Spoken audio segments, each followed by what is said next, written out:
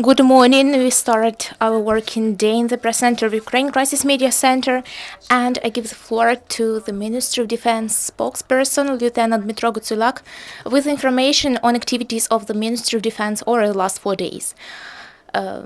Welcome. The floor is yours. Good morning, dear guests. The Cabinet of Ministers of Ukraine has adopted the project of the State Program of Development of the Armed Forces for the period up to 2020. The document includes ways of making strategic decisions and defines tasks and measures to achieve new capacities by the Armed Forces of Ukraine. The ministry used approach suggested by the foreign experts during their work on strategic defense bulletin of Ukraine. Objectives and tasks of the project of the state program fully comply with objectives and tasks defined in the strategic defense bulletin. These measures are aimed to achieve Euro-Atlantic standards by the Armed Forces of Ukraine.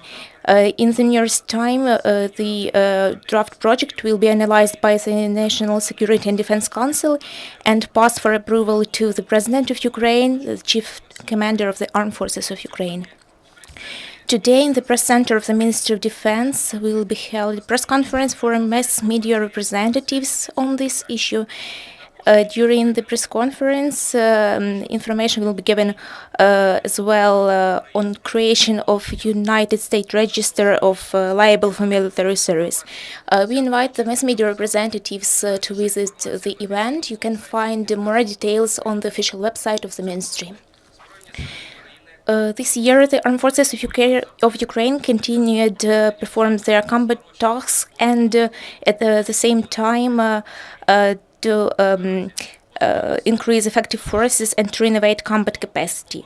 At present, the armed forces have finished creation of complex of operative command that acquired capacities of commanding forces and anti-air defense. The ministry started creating reserve of the chief commander of the Armed Forces of Ukraine. 2 bodies of military command were created, as well as 8 regiments of military branches and special forces. The ministry continues unifies standards for various military units, and since the start of this year, 75 military units have adopted the standards. This allows to unify standards for brigades, regiments, and battalions to the necessary to define standards for them. Another important task for the armed forces was to renovate military equipment. Over this year, the repairing brigades of the armed forces and state enterprises have repaired nearly 15,000 units of military equipment.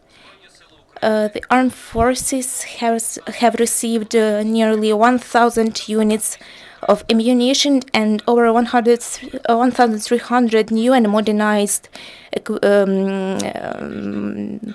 units of military equipment. Over the past week, the state enterprises have provided to the Ministry of Defense 858 units of main military equipment, including armored personnel carriers, complexes for electro-optical countermeasures, new trucks, infrared imagers, and so on. The military engineers in the ATO zone have cleared from mines over 1 hectare of land. They defused 455 explosive devices. Since the start of the ATO, military engineers of the Armed Forces of Ukraine have defused 140,000 of mines and explosive devices. They cleared from UXO almost 2,744 hectares of territory in the Donetsk and Lugansk regions. The Ministry of Defense continuous work on returning to property of the ministry the property that has been illegally seized through a legal action. The High Economic Court of Ukraine made a final decision on the issue, made a final decision on building situated on the territory of military medical clinical center in Kharkiv, with a square over 5,500 square meters. This property has been returned to the ministry, and it will be used to treat servicemen who were wounded in action in the east of Ukraine. The Ministry of Defense has also prevented the attempt to block through legal action agreements on supply to the Ministry of Defense fuel on the amount of 190 million hryvnias. Medical facilities of the Ministry of Defense of Ukraine includes 5 military medical clinical centers in Kyiv, Lviv, Odessa, Kharkiv, Vinnytsia. Military Medical Clinical Center of Professional Pathology of the Armed Forces of Ukraine in Irpin, and 15 military hospitals. These hospitals have 6,500 beds, including 400 in 4 mobile military hospitals. Every year, over 170 persons are being treated there. At the same time, civil doctors treat the servicemen as well, because 30% of resources in civil hospitals are reserved for the servicemen. To enforce evacuation capacities, the army received mobile medical brigades from regional military medical centers and military hospitals. For emergency medical aid, paramedical aid, and first medical aid, the army received over 1,500 medical specialists and 350 units of vehicles. Medical evacuation to military and civil hospitals is ensured by sanitary brigades. And among the equipment, helicopters, Mi-8 sanitary plane An-26 and other transport planes are used. Since the start of the ATO, the plane An-26 Vita has evacuated over 3,300 wounded servicemen, and over 1,400 servicemen were transported by transport planes. At present, 89 servicemen of the Armed Forces of Ukraine undergo treatment in the medical facilities of the Ministry of Defense.